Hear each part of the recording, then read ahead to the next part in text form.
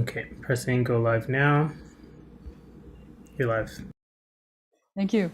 Ani, everyone, thank you for joining us today. I'm coming to you from Anishinaabeg and Haudenosaunee territory on Dish with One Spoon Treaty territory here in Toronto. So what I'd like to do with this panel today, it's titled Land Defense Across Borders. I'm speaking not only about land defense across the borders that were imposed across our peoples, right? The Canadian-US border and other borders south of there that have been imposed across prior and still existing sovereignties by Indigenous nations. How do we work within that in maintaining our communities on our land base here? And as well as how do we work across struggles? So not only across the borders of the settler state, but across settlers with other people who are here on this land with whom we would like to express solidarity. I'm going to very briefly, I'm going to keep my remarks short. I'm going to introduce everyone very briefly and outline how we're going to proceed today. So I'm going to ask everyone to introduce themselves very briefly in about 5 minutes each, and tell us where you're coming from, the land, and introduce the land defense context that you are involved with. We have speakers here from across Turtle Island here, and we're going to be hearing especially about how these movements have been policed. The topic of our larger teach-in for these two days is colonial policing, carcerality, and abolition. So for our part, we want to talk about how we've been impacted by the police and some of our strategies for how to work beyond policing, all right? So I'm going to go just in the order I see on my screen here.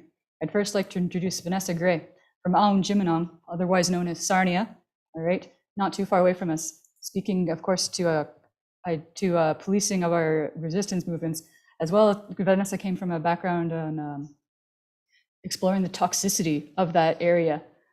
Then we have, next to my screen is Shadi Hafez, who is going to be speaking to us from the perspective of the Kitaganzibi Nishnabek, Algonquin Nishnabek, and the Moose Moratorium that they were trying to assert on their territory in order to protect their relations, the Moose, during a difficult time.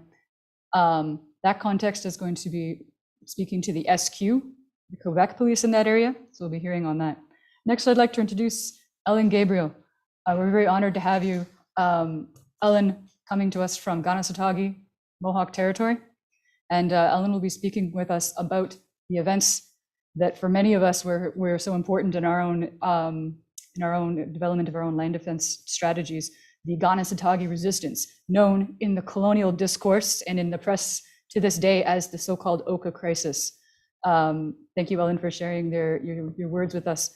Also welcoming Ann Spice, who is a Tlingit relation, coming to us from the perspective of the Wet'suwet'en territories and the struggles taking place there with the RCMP.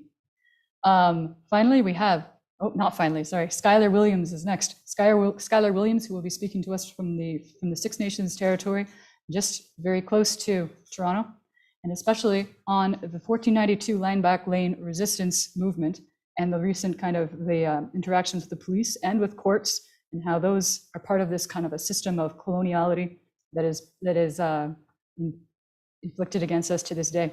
I would like to, and before I move on from introducing Skylar, I do want to note that at Six Nations, it was 100 years ago this year that RCMP first invaded, the Six Nations territory in order to depose the traditional council and the resistance fighters for Haudenosaunee sovereignty in that territory. It was December in 1922 that there was an armed occupation, and throughout the following year and a half, the RCMP built a barracks there and tried to weed out the resistance fighters at that time. So we are coming at this from 100 years, more than 100 years of resistance. Thanks for joining us, Skylar. Finally, I'm also very pleased to welcome Quetzala Carson, who's joining us from our larger context here of Mestizec, Nicaragua, heritage to the south, but I believe they'll be speaking to us from Treaty 6 territory and talking about our relations across Turtle Island. Thank you, all of you, for joining us today. I'm going to ask us to proceed according to a certain order here, and that you stay to 5 minutes so that we have time for discussion after. I'd actually like to ask Shadi Hafez to speak first and tell us about the struggle that's ongoing at the Kitigan Zibi, and that Algonquian territory. All right, Miguet. Yeah, thanks for having me today here to speak. I guess sorry, my dog is screaming upstairs. I don't know if anybody can hear that. He screams at cars and stuff when they drive by. I think he's quiet now. Yeah. So yeah, Miguet for having me. As mentioned, my name is Shadi Hafez. I'm Algonquin, Anishinaabe, and Syrian. I'm a member of Kitigan Zibi Anishinaabe. I'm currently living in my territory in Ottawa, actually, working here, and I'm doing my PhD at U of T, but remotely right now. So, yeah, that's a little bit about myself. And the action that I was involved in, I was on the ground as helping with the organizing of the Anishinaabe Moose Moratorium that took place within our hunting territory in Parc La Vérendrye, which is located between my community, Kitigan Zibi, and Val-d'Or. It's a large provincial park. They also call it a wildlife reserve. And there's a number of Algonquin Anishinaabe communities located in the park, particularly to pay respect to the community that really laid the foundations for the Moose Moratorium, which is Barrier Lake, sometimes known as Rapid Lake. Basically, a number of our community members from both Kitigan Zibi and from Barrier Lake and from some of our other communities as well, Kitchissakik and Laximo, people who are on the land, living on the land, have been noticing for quite some time that there's been a decrease in the number of the moose within our territory. Even myself, I try and get out there as much as I possibly can, but not as much as some other folks. But even, myself, I've noticed from when I was a young kid till now, there's been a significant decrease in, the moose population within our territory. There's a number of factors that were creating that issue, but the issue that we had collectively as a nation was with sports hunting that was taking place within our territory. So the province sells permits to sport hunters, and they make revenue off of that. And we get an influx of hunters every year from all over Canada and the United States who come into our territory to hunt. And the relationship has not been good, obviously, between us and the hunters for a very long time. So basically, following behind our relative community, Barrier Lake, who asked for a moratorium on sports hunting, my community, Kitigan Zibi, took the initiative to take action within our territorial portion of the park, by basically closing access. A number of people from the community went out there and blocked the roads and started camping out. And then people started joining in, and it became a very large collective community action that lasted for the whole duration of the hunting season, which is a few months in the fall. And we successfully shut down the park from pretty much all access points, it's a very large piece of land, very, very large. Takes a few hours to drive through on the highway, and even more hours to travel if you're going into the bush.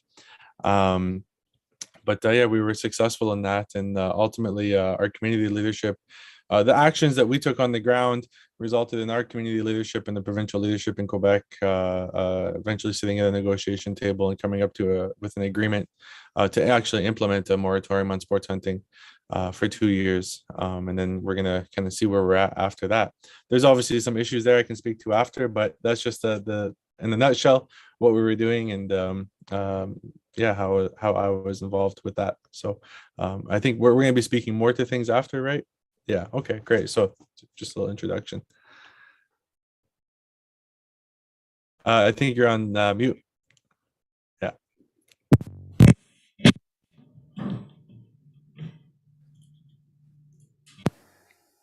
How about now? You're good now. All right, wonderful. Thanks. Okay. Next, I was just wondering if Anne Spice, if you could introduce yourself and your land defense movement. Sure, thanks, Mick. Really happy to be here speaking with this wonderful group of activists. So the movement I've been primarily involved in has been on Wet'suwet'en territory. I myself am inland Tlingit and grew up in southern Alberta, but I've spent a number of years living on Wet'suwet'en territory, helping with their resistance to the Coastal GasLink pipeline and also a number of other pipeline projects. So they've been facing invasion from pipeline companies for over 10 years at this point, and have stopped or delayed multiple pipelines from going through the territory, which is an area of northern British Columbia that the industry has imagined as a kind of energy corridor. And so Coastal GasLink is the latest attempt. Before this, we had the Enbridge Northern Gateway pipeline, which was killed, and then a number of others that have been trying to get through. And on the heels of Coastal GasLink, we also have the Pacific Trails pipeline that's attempting to get through the area. So in 2018, Coastal GasLink obtained a court injunction to remove the checkpoints that were controlling access to parts of Wet'suwet'en territory, specifically Gidimt'en territory and Cassia House, and Dark House, Gilsayu territory, where the Unistoten camp and village is located. And so that injunction spurred a whole range of police enforcement, which I'll talk about once we get to the next question, including a number of police raids, most recent of which was just late last year.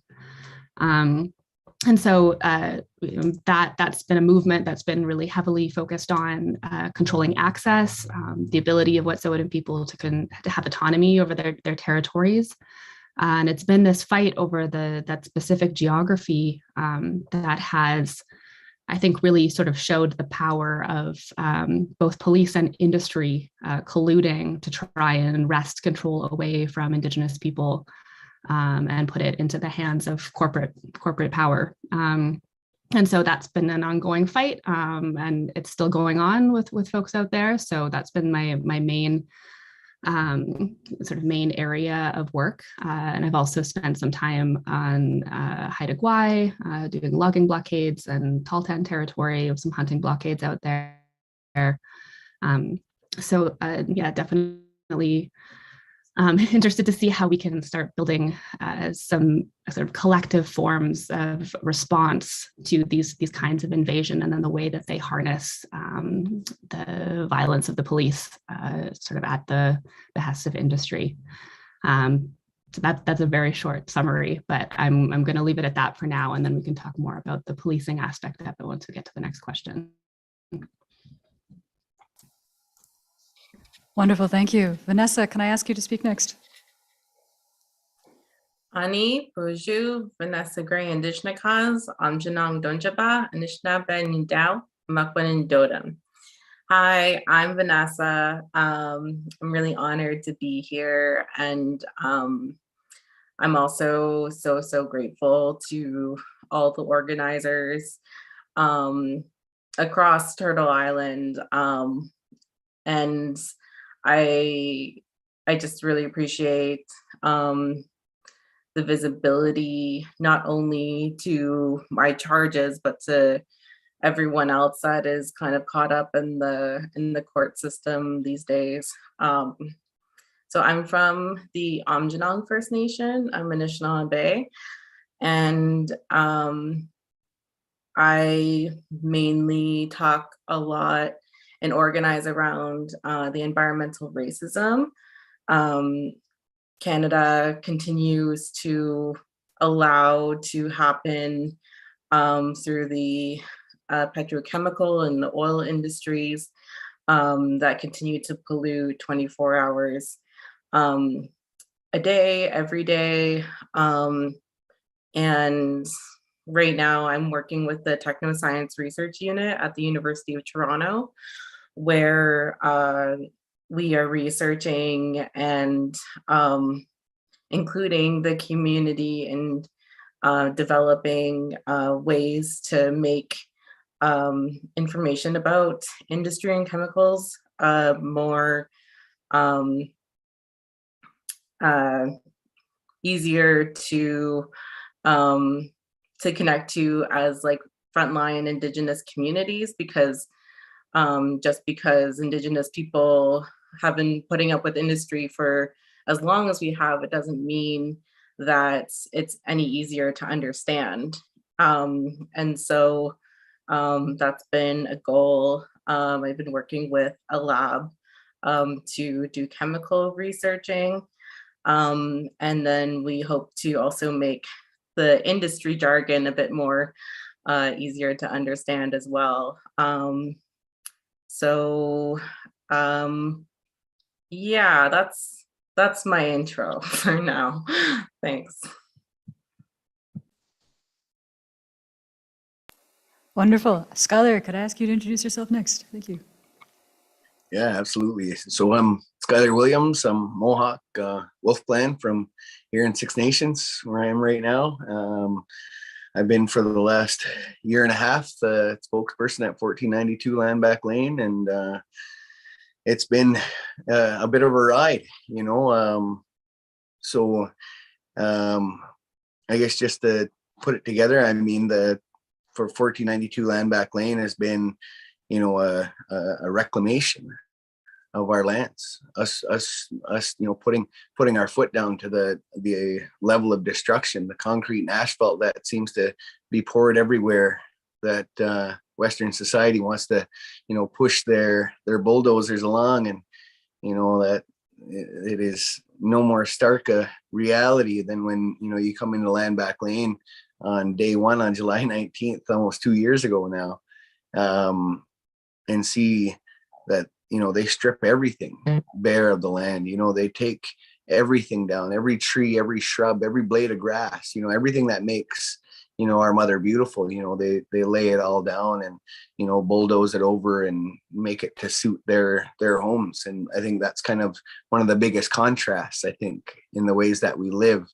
and like the kind of sort of relative harmony that we try to live in, you know, with our surroundings. You know, like you come to my house, there's, you know, my backyard, there's much of a backyard. It's just, you know, it's bush, you know, it is wild forest, you know, like this is where we tap trees, this is where we hunt, this is where we fish, you know, like, and so us trying to, you know, push for what that connection means to us has been kind of the goal of this last, you know, year and a half. And, you know, it being very appropriate that this is, you know, across borders, but the panel being to talk about, you know, the resistance across borders, but for us, I think it's more across nations, you know, and how we support each other, how we lift each other up, how we push those and raise the voices of folks that, you know, for, you know, this last year and a half, you know, my brother Logan thoughts, and his sister Layla, and Shiloh, and crew from Migwans, and, you know, like all of the folks at Haudenosaunee people that, you know, really took that Wet'suwet'en and struggle, you know, like that was something for us that, you know, we had our Confederacy chiefs, our hereditary chiefs here said that they were, that, you know, pledge that we would stand behind them. And so that means something, that obligates, you know, the people in our communities to act, to not stand by and do nothing. And through that, you know, meeting folks from Fairy Creek and having the opportunity to go there, and, you know, we're in Standing Rock or Tyndonega, like wherever these fights are happening. And I think maybe just to kind of keep it to my 5 minutes here is like, you know, like that part of this, that bit of unity, that bit of working together and all of this is something that is so important, because you know what, like our communities have gone through so much trauma and so much, you know, whether you're talking about over incarceration rates or the 60s scoop or residential schools, like all of those things that have all combined to make this the ability to fight back, the ability to push against the system is something that, you know, has really kind of cornered us in a bit. And so when we have those opportunities to be able to stand with each other and lift those voices and do the work that it takes, like, and you know what, it is a lot easier going into another community to show up and, you know, not have an opinion whatsoever. Just, I'm here to help. Here are my skills. I can build stuff. I know about this thing. I know about that. These are my skills. These are what I bring to the table. What would you like me to do? And then you shut up and get to work. You know, like that is what it takes. to go and work in another community, because you know what, to come in there with all the opinions, to come in there with any kind of direction or anything like that, you know, anybody that's done any resistance movement stuff for the last 100 years, you know, you always see those people show up and they've got all the ideas, and if you do it this way, this is the only way that you're going to win, and you know, everybody's seen it. But it is the people on the ground that are the people that live there, the people that it affects directly, that you need to be asking, like, what do you need me to do? And then you shut your mouth and get to work. Because like, our communities have been divided, our communities have been traumatized, our communities have been beaten and jailed and killed and kidnapped, and every other way that we could be traumatized, we've been traumatized. And so for us to be able to find those moments of unity, find those moments of being able to lift each other and say, you know what, I don't care about all of those divisions. I don't care about all of this. I just want to help. What can I do? And so I think that's what it means to work across nations for us. That's all I got. That's fabulous. Thank you, Skylar. All right, next I'm going to ask Quetzala Carson to introduce her fresh self. Teo chihuatag ni Juan, kampano tatlang manahuag no toka Quetzala ni karao mestizex, kampamo tatlang Treaty 6, Tlatzokamati. Grateful to be here on Treaty 6 territory, the homelands of the Cree, Blackfoot, Métis, Nakota, Soto, and Dene, and grateful to be exactly a guest. Skylar, thank you so much for bringing that up. That's how we show up when we're on our cousin's territory. I'm Nicarao Mestizex, I'm from down south. And that kind of when you were saying how we lift each other up, like it's a sacred place to be stepped on for that to happen. You know, it is a sacred place to be at the bottom of the triangle, supporting people up so we can climb up and we can get somebody in that tree and make sure that they can stay there for the next couple of weeks and that they're well supported to do that. And I think as a guest to the North and as a guest to these territories, that's been like, it's a lesson that has humbled me, and it's a lesson that people have, the urgency that I've brought to the table, like people have had to humble me, you know, but that is an ongoing relationship. And that is a place of love for someone to tell you, hey, you are on my land, and I will see you as a human being on my land. I will see you as someone who I'm responsible for and accountable for on my land. And I'm going to tell you to check yourself. I'm going to tell you how I need you to act. I'm going to tell you to, like, no, don't go serve yourself for a second plate until my grandma goes first, you know, like to have that clarity, whether it's in a simple way or in a really complicated way, to have those conversations. And I have done a lot. I grew up in a lot of organizing and doing stuff as like, you know, teenagers, like where we need to feel the moment. Like we need to feel like the fulfillment of what is our action? What are we doing? What is the impact? I need to feel the impact of my action now, all the way to organizing with older generations who have allowed me to grow into what is our intergenerational impact? How are we seeing? And I remember when I first started organizing being like, what do you mean divestment? Are you kidding me? And now I'm like, oh, thank God you're doing that work, because I don't understand it at all. But yeah, to come back to the movements that I've engaged in, I think that the most critical mass example that I can think of is Standing Rock and No Dapple, and how much education came out of that, how much change came out of that, how much power came out of that, how much media and like a way of controlling the media that we hadn't had before, but also how much trauma came out of it. And I was a part of the Two-Spirit Nation at Standing Rock, and it was a lot of work for us to either be security, to organize events, to show up on front lines, to be there supporting people in ceremony, to support people after they'd been arrested, to do kind of like all of that holding that was required. And one of the big things that I learned from there is that when we left, like no one was able to hold us, because it was like they were in a state of crisis, you know, but we took the crisis home with us. And so I've kind of been working and trying to focus on like building education and healing networks around that, so that we can be ready, so that we can really consent for what is coming when we're stepping into movements, when we're stepping into these places.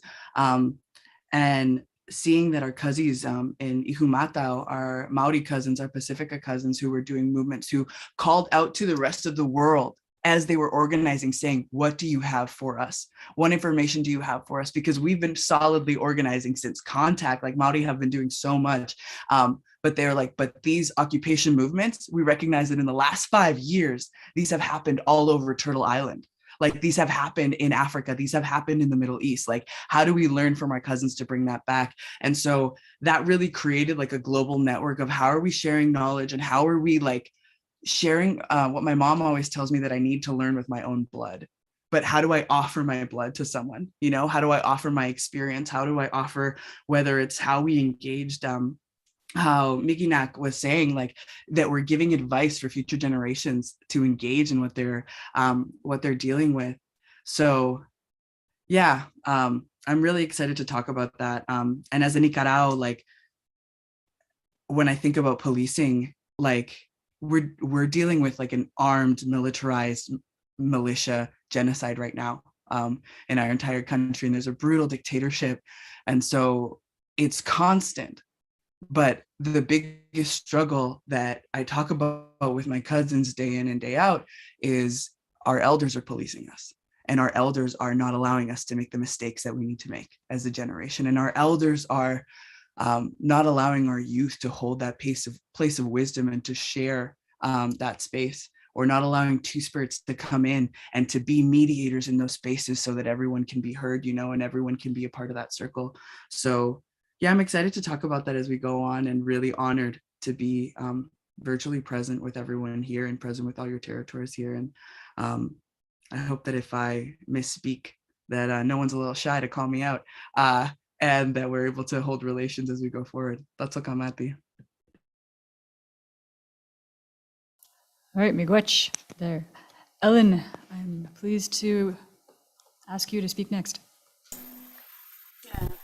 Konwarado sa gwe kung katitsa ko sneyo chats tano waganya to kanya kahaga gaya to tano kana sata gaya kana kere hodo kata sa wakatun zoni chita tinwarado nene sungwe tetsu tinwarado no ni agwe ko te tawanere tinwarado na ka sitsta sara sa oyera tinwarado ni ete nistan hunsa tano tinwarado na agwe ko te tawanere.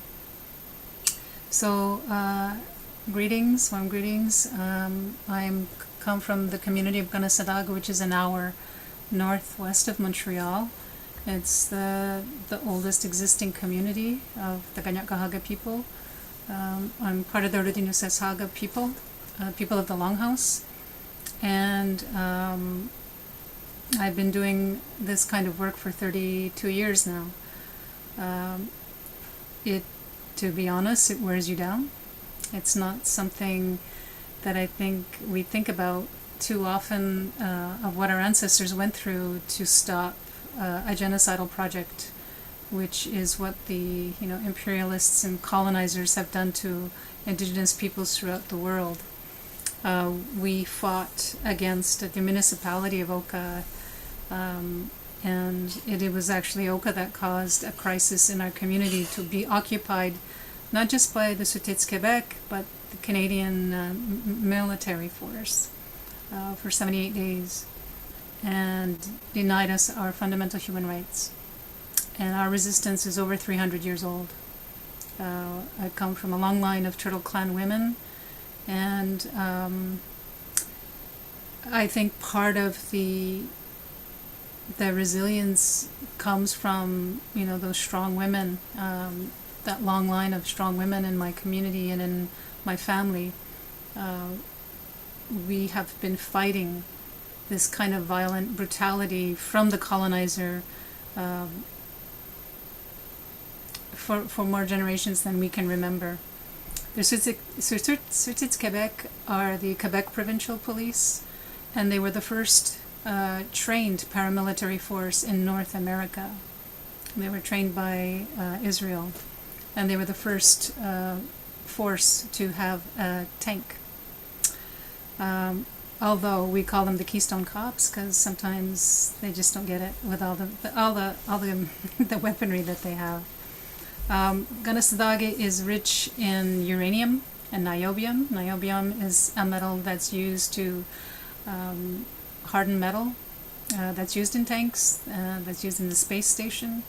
There's a lot of uses for it. We are fighting urban sprawl. We were occupying development for the last 3 years without any success. We have still yet to succeed in stopping another square inch of land to be dispossessed from us because Canada refuses to recognize our rights. I don't come from any treaty territories, and I'm proud of that, simply because we have never ceded our land to any treaty. We have never ceded our land as the Oklahoma women of our nation to the colonizer. And what we're doing is for the 7 generations. But and I'm really grateful to all the speakers ahead of me, because you did paint sort of, you're filling in that puzzle of what fighting, being part of resistance against further land dispossession, which is basically, from the beginning of contact, it was about greed, and it was about brutalizing the first peoples of that land. And they did so by attacking the roles of the women and the authorities of the women. And there are men, like brave men like Skylar and Shadi. I don't know you too well, but I know that from what you said, there are men out there who know what their roles are, which is to protect the land and protect the women who are trying to protect the land for future generations to enjoy. It's about creating a legacy that will stop the trauma, creating a legacy where we can trust each other again to speak honestly and openly. It's about creating a legacy where organized crime does not prevail over your daily lives as it does in my community. And it's about telling the truth.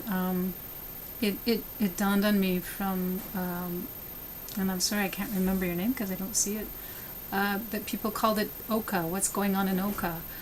I'm not from Oka. I'm from Ganasadage, and that's where I was in 1990. And I want to sort of correct that version of history where people still call it Oka. And I want everybody here to know it's Ganasadage. And our sister community in Ganawage, they also faced a brutal military force, paramilitary force, and a military force. And no one was held accountable for it. We can look at all the human rights-based approaches, which are great, which would probably promote peace, just like the great shining pieces of the Haudenosaunee people. But it doesn't seem to matter because they have the human resources, they have the court systems which we're forced into, and they have the financial resources. So we need to figure out a better way. Quetzala, you were talking about it's the first time the media was used in our favor. No, it wasn't. In 1990, we used the media in our favor. And we have to remember that we are standing on the shoulders of brave men and women who I never met, who were born before me, that this is not something new, that the youth are just starting to pick up the gauntlet. This is something that is centuries old. So I just want to remind everybody about that, and thank you for listening to me. Tani Gawanika.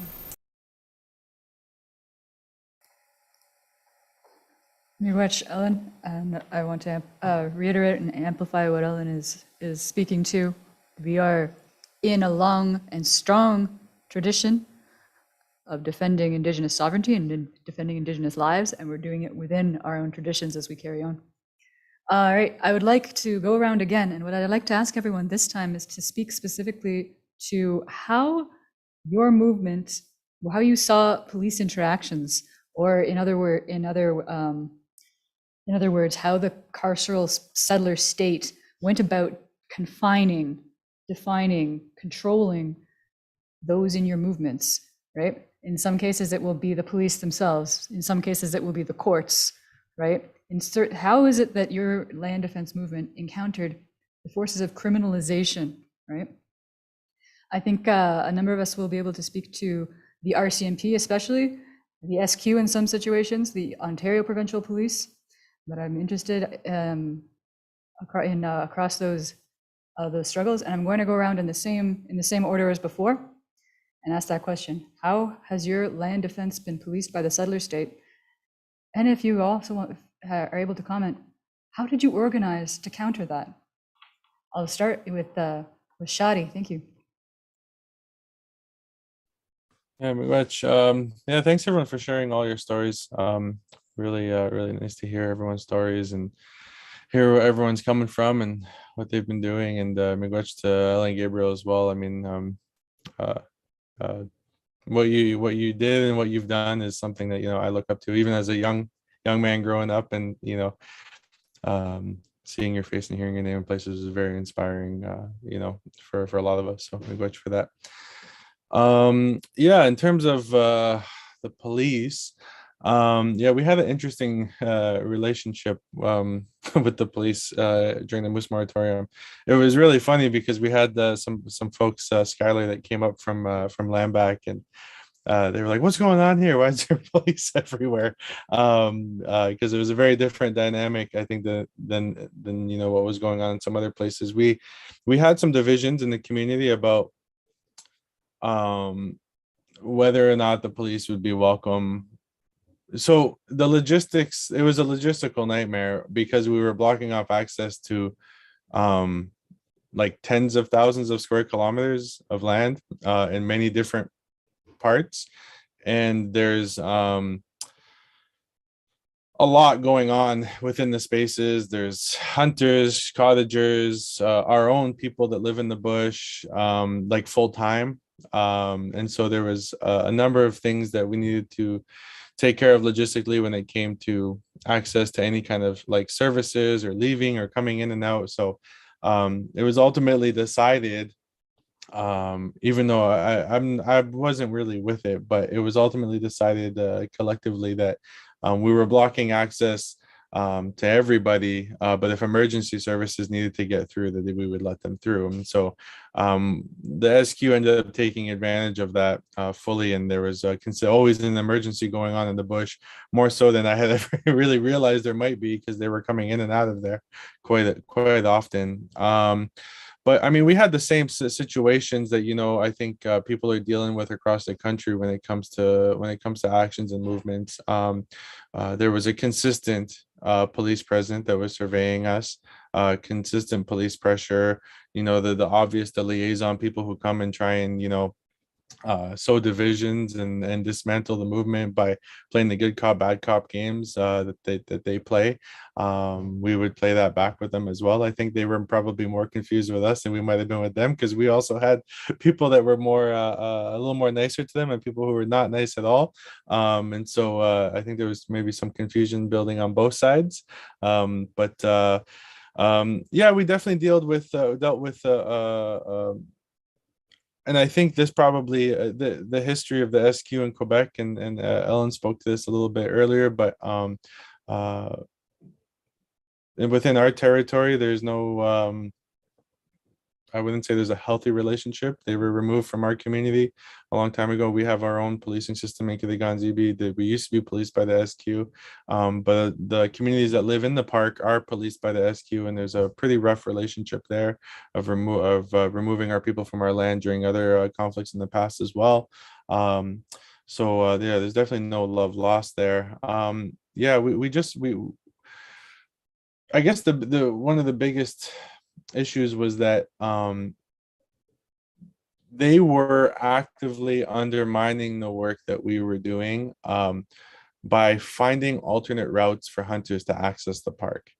And that was probably the biggest challenge that we had with the police. And that's where a lot of our relationships, where we got to a point where we couldn't communicate effectively with the police anymore, because they were actively undermining the work we were doing very obviously.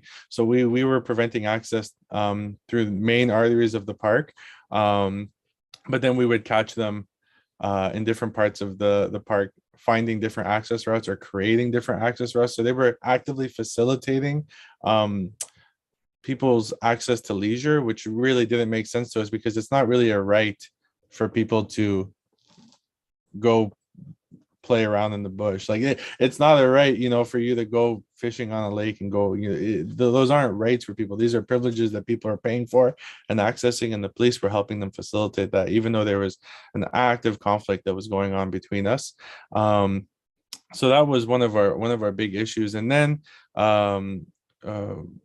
something pretty wild had actually happened. So we had an injunction that was placed on us, and the people that it wasn't from the province or any provincial entity. It was from a hunting and fishing association. So a number of settler folks that want to go hunting and fishing and have a little club filed an injunction against us that we were preventing access to their I keep calling it leisure because that's all it is. It's just they wanted to have fun on our territory, and they got an injunction against us. So a private club was able to get an injunction against Indigenous people. Like it was, you know, we were on our land and we were told to move off of our land so that some dude from wherever the hell they're coming from, near Montreal somewhere, could come and hunt and fish on our territory and enjoy themselves for a long weekend. And you know, so that was really frustrating. And but one of the other big issues is that this kind of division that exists, I think, in some of our communities between, you know, when we do have a grassroots movement that emerges from the community, and formal leadership comes in and kind of wants to, you know, ride the tail of that movement. There becomes there kind of becomes like we definitely had some arguments and divisions between, you know, the formal leadership of the community who basically presented us with the injunction saying, hey, so this injunction came in and I guess it's over, guys. We were like, no, it's not over, we're not going anywhere. You know, we basically had to tell our leadership, like, we're not going anywhere, this injunction means nothing. And so I think, you know, some of these actions sometimes exemplify some of these or amplify some of these festering divisions sometimes in community between informal community leadership and formal community leadership, particularly in our territory where we still have there's still hereditary leadership and Indigenous leadership, and sometimes they can butt heads on some of these issues. So, you know, all this to say, I haven't really provided a clear, consistent picture of what was going on at the time, but I think just like every other community and other action, I mean, the police don't help in any situation. They foster or exploit maybe divisions or issues that are already happening in the community, and they amplify those issues. They actively undermine our movement. They enforce, obviously, the injunctions that take place violently. And then they bring with them, in our case with the SQ, I can only assume, I can't put myself into the brains of these people, but I think we often assume because of what took place in Kanesatake in the 90s that the SQ just don't like us. Doesn't matter if you're from Kanesatake, if you're from Kiligan Zibi, if you're from Chisaspi, I believe the SQ don't like us, period. And some of these officers probably hold on to some of that stuff and are aggressive. We had to a few times, they had to change all the officers out. Because they had the first round of people that had come in were really, I don't know, the people that they had on us the original time were really aggressive and angry, very angry with us. And we weren't really, you know, obviously we know why, but so they had been removed for whatever. We filed a number of complaints. And then the next day there was like a whole different row of cops. I don't know where they got these guys from, but so yeah, I hope I didn't really provide a clear picture there, but I'm just trying to get people to understand, you know, what it looks like and what the reality of it is. You have to navigate this. We had so many different communities blocking different access points with different leadership and different, like my community thinks about things maybe in a certain way, and the community just north of us thinks about it in a different way. And we're trying to organize or assert our jurisdiction over a very large piece of land And I guess we just came up to the realization of, what nationhood looks like, right? It's learning to work together and communicate together while dealing with an active assault on our jurisdiction from the outside. And sometimes that can be a challenge, and sometimes you have those internal arguments, but I think ultimately we still got through it and we're successful in what we wanted to do. But yeah, so I hope that gives some clarity and to that. So I think that's all I have to say. Miguet. I think I'm next. Thank you for all of that. I think that also helps me sort of jump into what I want to talk about, which has a lot to do with what Ellen mentioned and the root of all of this in greed, and the moment that we're seeing now with these sort of police forces coming in, that it starts actually with industry. And if we go back to the beginning of our issues with this colonial state, on at least on Wet'suwet'en territory and a lot of these other territories, this started with the definition of the land as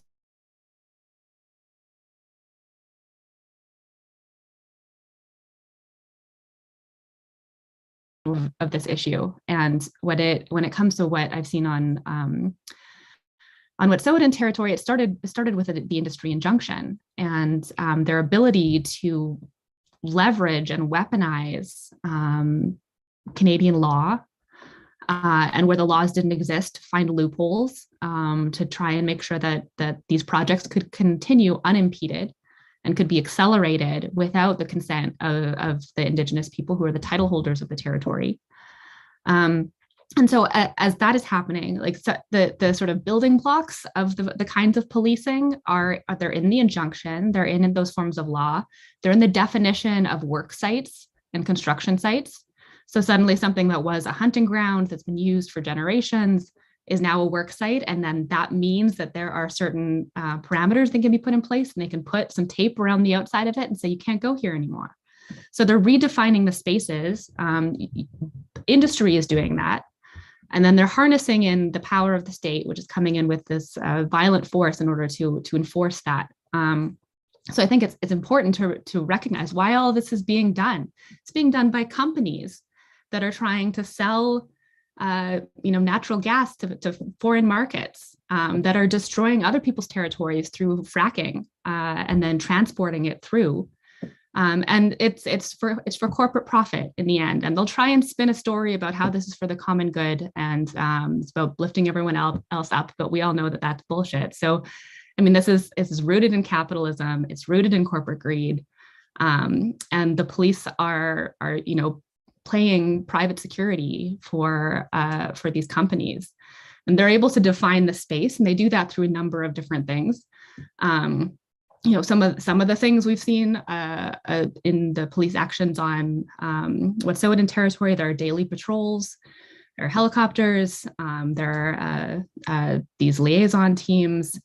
There is the community industry resource group, a response group that actually set up a mobile sort of police detachment on the logging road on the way to the resistance camps, called the Community Industry Safety Office. So there's like discrete divisions now of RCMP that are built around specifically helping companies enforce their injunctions and helping these resources be stolen from these territories and making sure that access can be granted to corporate interests. There's also the emergency response teams. They've been patrolling and showing up with these, much more violent raids, semi-automatic weapons and snipers and helicopters and dogs and, the whole 9 yards. But I think the thing that I really want to emphasize is that this is about control of space, and it's about control of space for these interests, for these capitalist interests. And in order to control the space, they need the criminalization of Indigenous people. So everything that people are doing on the territory becomes illegal under the force of this injunction. And then they can be policed in these ways, so that, people are getting followed when they go berry picking, and they're being followed when they go hunting. And if they, some of the company workers heard gunshots in the bush and they called the police, and then the police come right? People have been kept from going to their trap lines and checking their trap lines. Everything becomes criminal in these spaces. And then it allows, that criminalization allows people to be removed from the territory so that work can continue. It's about controlling the space to the extent that the Coastal GasLink Pipeline Company wrote a letter to Wet'suwet'en people saying, if you'd like to access your own land, you can email us and we'll help facilitate it. So they've wrested control of the land away from the people who have been in these spaces for generations, been caring for the land, have been responsible for the land, and placed it in the hands of industry, and the police are right there to back them up. So in terms of how this is resisted, I mean, in as many ways as you can think of, from just standing in the space of the blockade, drawing on some of that deep history we've been talking about, especially around the history of blockades, certainly on the West Coast and all across the country. This has been something that, we have a lot of people who've come before us who've used this strategy, which is pretty straightforward, right? It's saying you do not get to decide access. We get to decide access. And so I think that's something that has been a really powerful strategy. And I think, again, we need to really brush up on our language and our communication skills and our conflict resolution skills so that we can commit fully to abolition, because we need to get rid of the police. We need to get rid of these institutions that are criminalizing us and incarcerating us at such alarming rates, and that are being used to dispossess people of their territory and displace them, so that the territories can be claimed sort of forever. As soon as one pipeline goes through, the others are going to be right on their heels. This is, the corporations will make it seem like they're not actually seizing any territory, but they certainly are. So I think we need to strengthen our own sort of internal movement so that we can make the police irrelevant and get them out of our communities, because I think that we can see how deep it goes with the way that this is feeding into criminalization, feeding into what we recognize as genocide, right? Knowing that this is keeping the children of today from fully enjoying their territories, from being able to live freely on their territories, and making the conditions that we're all living under, these conditions of catastrophic climate change that these industries are feeding, that's a genocidal movement. We should recognize it as such, and the police are playing right into it through this sanctioned terror on Indigenous communities and Indigenous lands. That's it for me. I think Anne said it very well. I also really appreciate the words from everyone. It's good to hear from Shadi, who talks about that, how there's such a structure when it comes to even connecting to our lands in a traditional way. And how we now have to work with so many other people who feel different ways that are not just Indigenous. So the way I connect the police state with the work around Chemical Valley that I do is several different ways. Again, Anne connected it in how it's happening plain and simple to the Wet'suwet'en Nation, who still have access to their land, who still have clean drinking water on their land. But that's not where I started.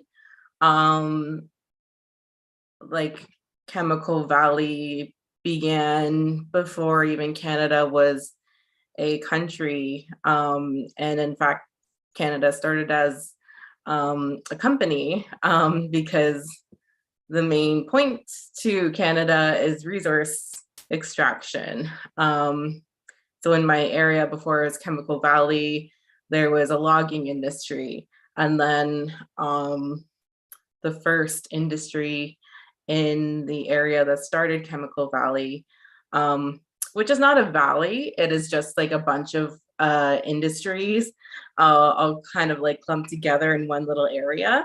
But so the first company, Bushnell, was already there, and then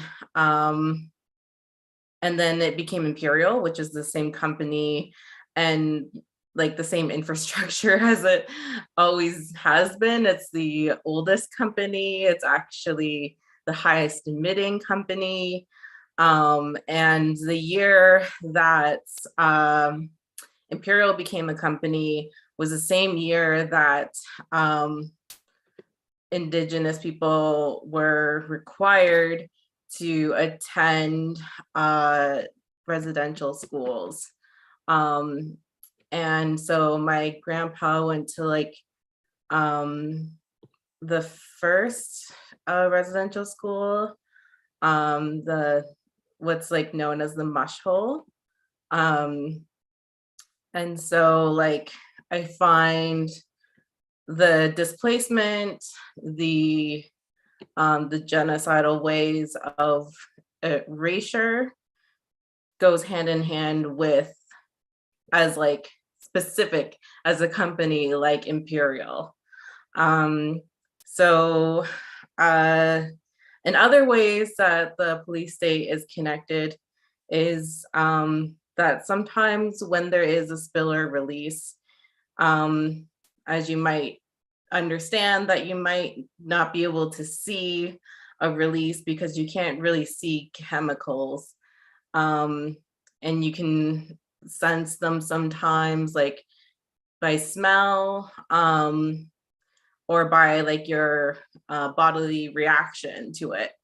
And sometimes you can actually see what's happening, and sometimes there's something wrong, like a huge flare.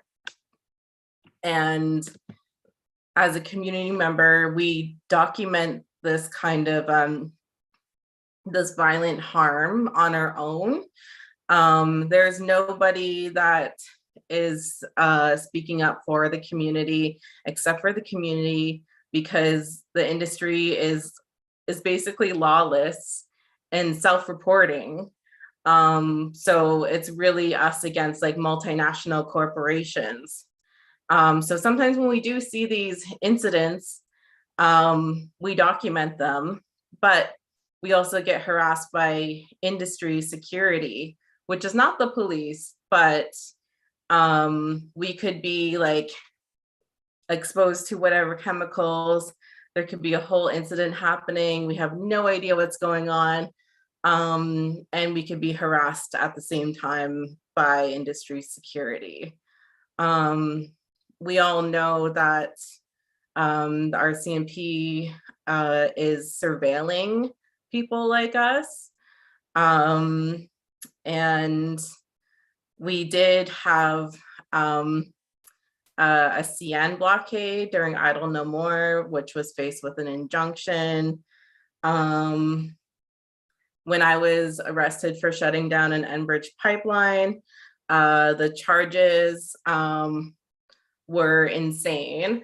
It was like endangering life of others, like mischief over $5,000. But they were all dropped, but that was also like a couple of years like in the court system. I think that's everything I wanted to add. So I guess I'll pass it off to Skylar. All right, there we go. And this whole mute thing is something of a mystery for me. No, absolutely, and I think I just want to kind of piggyback off of that. Like it is something that, you know, here in Six Nations at Land Back Lane, when, you know, the Ontario Provincial Police spending upwards of $20 million over the course of a year surveilling and having, you know, armored personnel carriers and helicopters and you know, like over this last couple of years, you know, to have the opportunity to be able to go and stand alongside, you know, those brothers and sisters in Toronto and doing encampment defense stuff for, in Wet'suwet'en, and this, at the end of the year that Anne was talking about, was arrested there. And, like you see those instances of whether that's the liaison teams, and they have them with the OPP as well.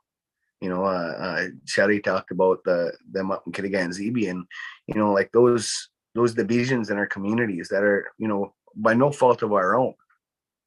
Like those divisions in our communities have been set there, for the last 200 years. Whether you want to talk about the church doing it, or the police doing it, or the government doing it, if you keep people in poverty long enough, you throw a dime in the middle of them, they will fight each other for that dime. And like, just to have that one breath outside of poverty. And so, what, like, I got no blame for anybody that, took a job as whatever. I might not agree with you, and I might stand to defend against what it is that you took this job for. But you know what, I got no blame for you. I got no hate for you for taking that, because you know what, like, for you to be able to feed your family, if that's what it takes for you to be able to do that, to feel that breath outside of poverty, outside of that trauma, like, absolutely, you go ahead and do that. But understand that there's going to be people like, all of these amazing people. And I got to say that I'm absolutely humbled to be on this panel with, folks like Shadi and Anne and Ellen. Like, oh my God, like, these are, like, Ellen, like, you're a legend, like, come on, like, it is an absolute gift for me to be able to, when you talked about standing on the shoulders of folks like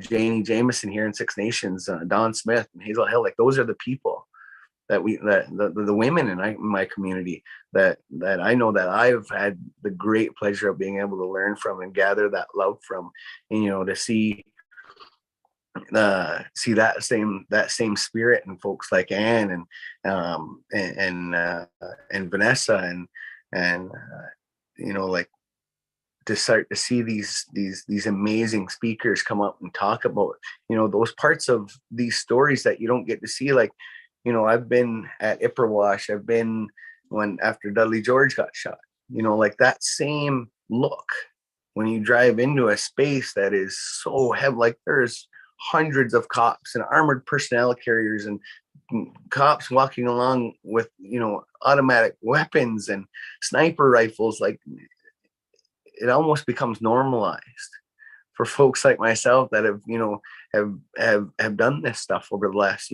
25 years now.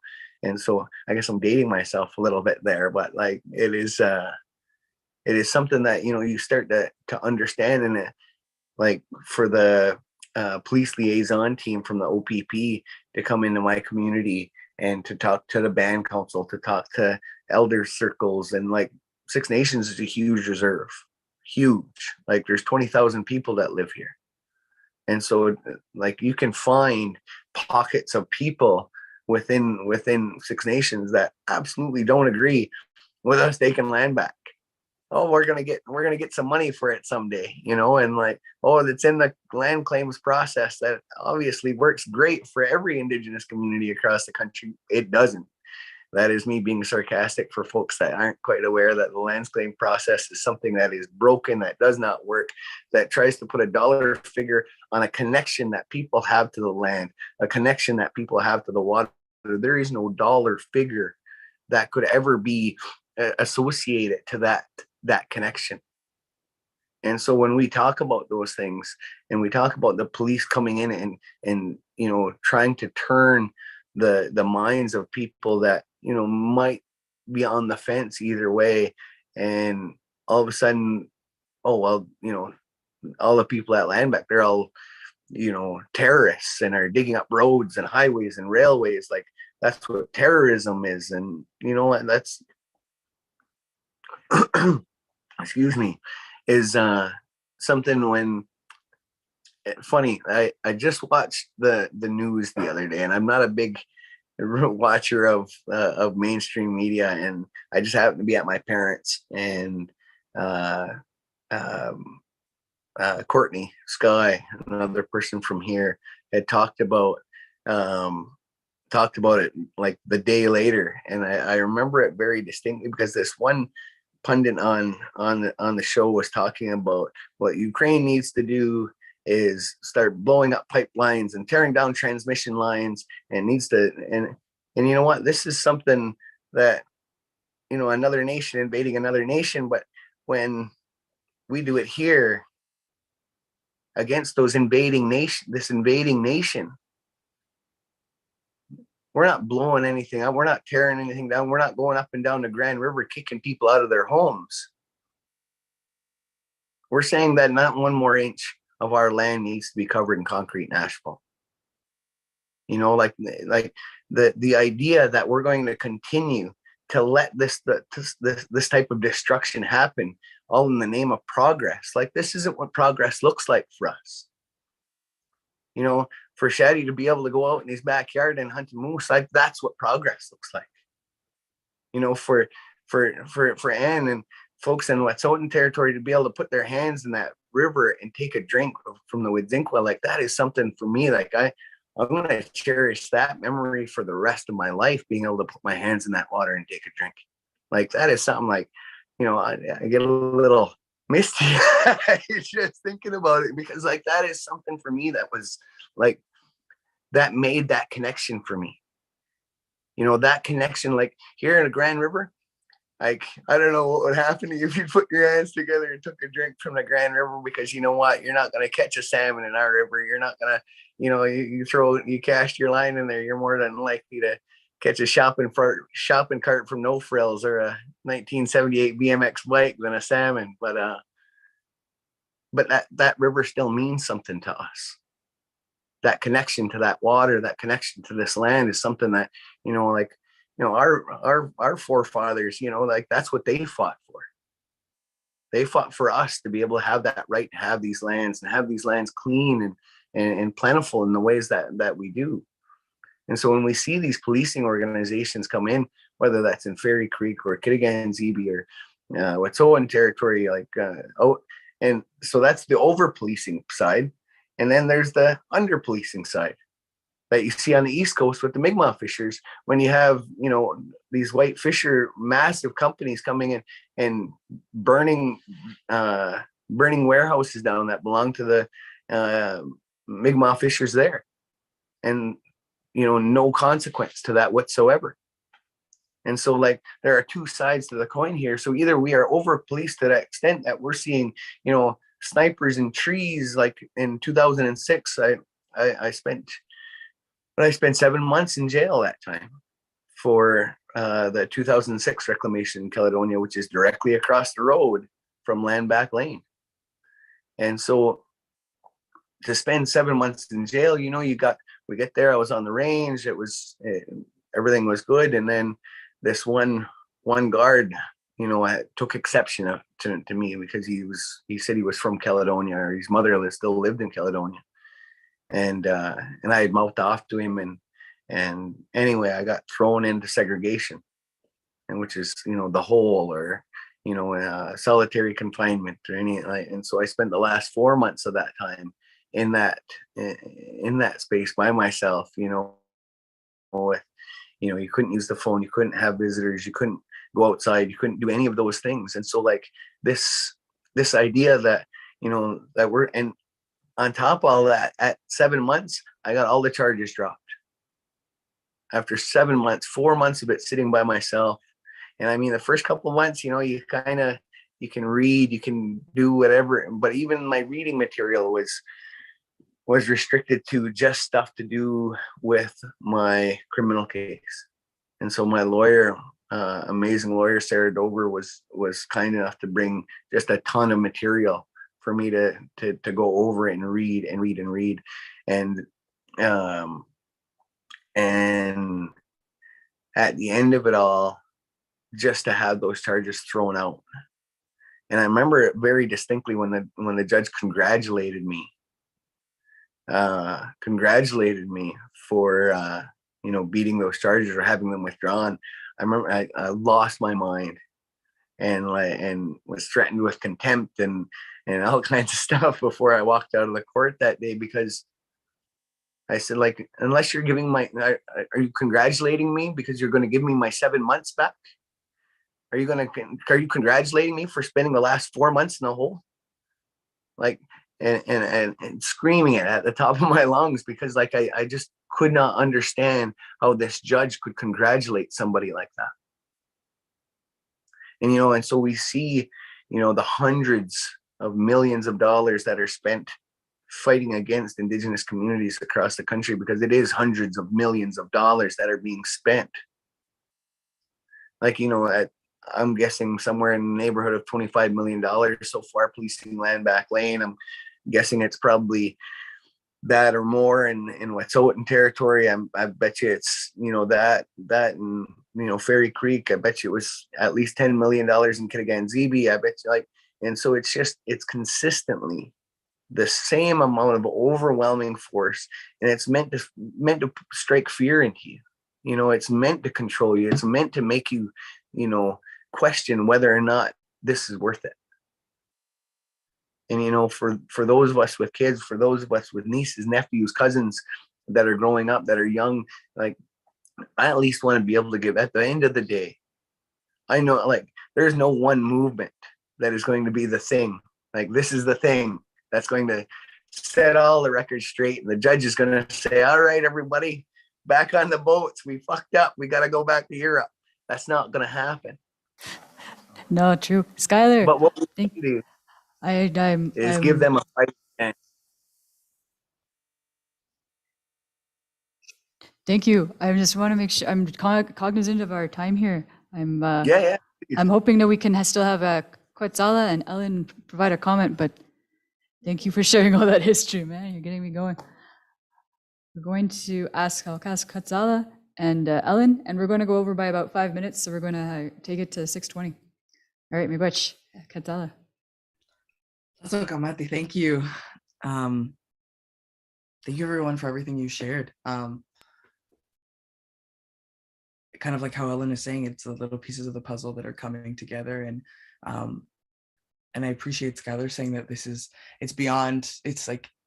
beyond the international, like it is like we invented that, like we've had all these ties and we've had all these relationships forever, and we know what the strength is of a nation before statehood kind of came to our territories. And all right, I'm going to try and go. I speak very fast, so I'm going to try and speak slowly but condensed.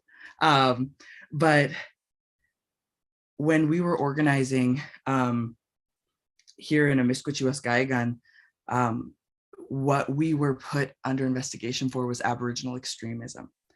And so we all know what that means. It means nothing. It means you were acting Indigenous in public. And it was wild to see how the relationships that we had worked hard to build and the trust that we'd worked hard to build in between Indigenous, Black, and people of color who were organizing in Amiskwichiwaskayigan, like how those relationships were used, like, and how they were tokenized and weaponized against each other, and how the RCMP offered power or offered political influence or offered safety to people, and how the trade went. And it's been about like 4 years now. Like that investigation lasted 2 years, and it's been 2 years since it's been closed, almost 3. And what we went through was like daily drop-ins at our homes, at our workplaces, at the homes of youth who we worked with, at the university, like expanding our list of affiliates to anyone who was associated with us on social media. So if someone would perform poetry, if an Indigenous youth, would perform poetry, and a Somali youth tagged a picture of me on Instagram, the police would be at their house within a week, asking them, what is your affiliation to Kiksala Carson? What is your relationship to this community? And it wasn't just myself, like even some people who were video gamers, which that's how much I know about that world, but like gamers who would like tag stuff and post photos of like their kills and shit. Like they were seen as people who were violent, and they were just Indigenous youth like playing a game. And so seeing how that like police presence just like came into everything that we were doing, and really like coming into like the workplaces of our family members to ask them to come, and what they wanted was recorded, filmed 2-hour interviews.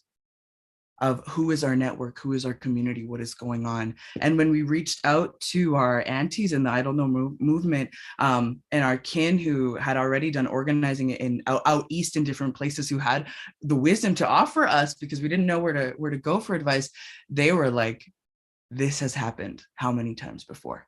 You know, and they were like, this is a story we've already heard. This is a process we've already heard. You need to shut it down. Like, you need to close, you need to not do interviews. You need to like kind of take a little bit of the eye of the public away from you for a little bit so that you can come back. And so when you asked us how we responded as a community, that's what we did. Like, there were extreme accusations and they created a lot of community divide. And we went into smaller groups and smaller, just like affinity circles. And so the ones who were still willing to be political faces, were still willing to organize in movements, and we're still willing to be like public, like continue to do that. The ones who needed more privacy did that. The ones who needed to absolutely get off the front lines, the one who needed to move out of town did that. And we didn't do it. We did ceremony before we did that. And I think that that's something that allowed us to recognize that how long time is, and that maybe this is a break that we are taking as the community of organizers that we knew in the moment, but that we could come back to these relationships, and we always held them, and that we still continued to work together throughout that. But the really big thing was, now that I'm back in Amiskwachioskaigan, and back in the relationships that are held here in Treaty 6, that it's like those internal divides that have been used like inside of our community, those internal places of like where those are conversations for us to have behind closed doors, you know, that those have not been allowed to flourish. And then I think in Nicaragua with the Movimiento Anti-Minería Nicaragua, so we have an area that it's not one of the sovereign areas in the country. We're in San Ramon. And what we have done is taken research, very much like Vanessa, everything that you were saying, I was so inspired by, because that's the direction that we want to go to, because we will be confronted with like, to say this rudely, like a third world dictatorship government. And so like, they have militias, they have militaries, they will shoot us down, and the United Nations will not write about it, will not hear about it. And so that we're trying to go with like, how do we hold knowledge? How do we share knowledge to create sovereign areas, to create protected areas according to these like international laws? But what we're finding is that our elders have had these fights before, and they fought for generations, and they are like, how do we rectify and bring all of this together in a way that also allows industry to come into our territories, so that the extreme poverty is addressed? Because like, what the elders hold closest to their heart is anti-urbanization. And so for them, they're like, we don't leave our communities no matter what.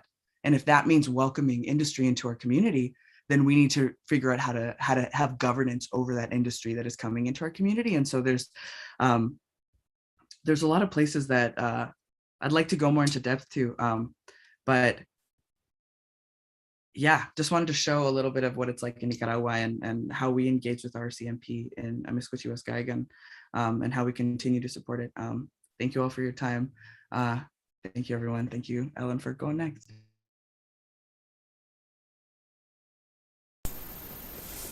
Yeah, I know there's just minutes left. So the right to self-determination is something that we don't need to get from Canada, but they want us to be on our knees and continue to have their boots on our necks. Back in the day when Sheila Fraser was the Auditor General of Canada, she said it would take Canada over 100 years to settle these long-standing historical land disputes. I don't think Canada is interested, in spite of its numerous human rights obligations of international human rights law. It is controlled by corporations, as everyone here has said. It is not interested in upholding the highest standards of human rights. It's not interested in respecting our rights. What it's interested in is becoming a player in the world stage. So, yeah, there's divisions. I'm glad people address the divisions. For us, we had people who were committing acts of treason within our communities, telling police what was going on. So it's not for lack of trying, I think. I think you should unite with who you can. And there is a saying within the Haudenosaunee people is that if there's one person left that wants to uphold that beautiful shining peace, then that person has that right of a nation. We know that the majority of Canada's infrastructure is owned by foreign investments and that the police are protecting the foreign investments. So citizens of Canada and its provinces should be demanding that their taxpaying dollars do not go into policing authorities and having police unilaterally and arbitrarily interpret a rule of law. They continue to quote the rule of law, but they don't know what it is. They just know that they want to put their boots on our heads. And so what we need to have is to have lawyers who are actually interested in upholding the rule of law, which is our right to self-determination, an inherent right that we got long before Europeans came here. And I think it's really important for people who are interested in taking up this lifelong fight that we have is to fact check your stuff, surround yourself with people you trust, people with good minds, because this fight is not about a person. It's about our people, and as we continue to deal with the climate crisis, it's about providing a legacy for this generation and for future generations to have a fighting chance to survive. The Earth is going to exist long before our species become extinct. She was here long before we even arrived. So I know that time is of the essence. Just find the facts, know your history, educate yourself, be wary of people who want to come in and claim to be your savior. There are think tanks, there are financial institutions that are fighting against us. It's overwhelming. So we need to stand firmly in knowing who we are, and stand firmly in knowing what is more precious in this world, what's the most important thing, which is a beautiful life and to be able to drink as the water, as Skylar had pointed out. So thank you everyone for talking, and I really appreciate what everybody had to say. Thank you for inviting me. Ganas Sawakoyoko.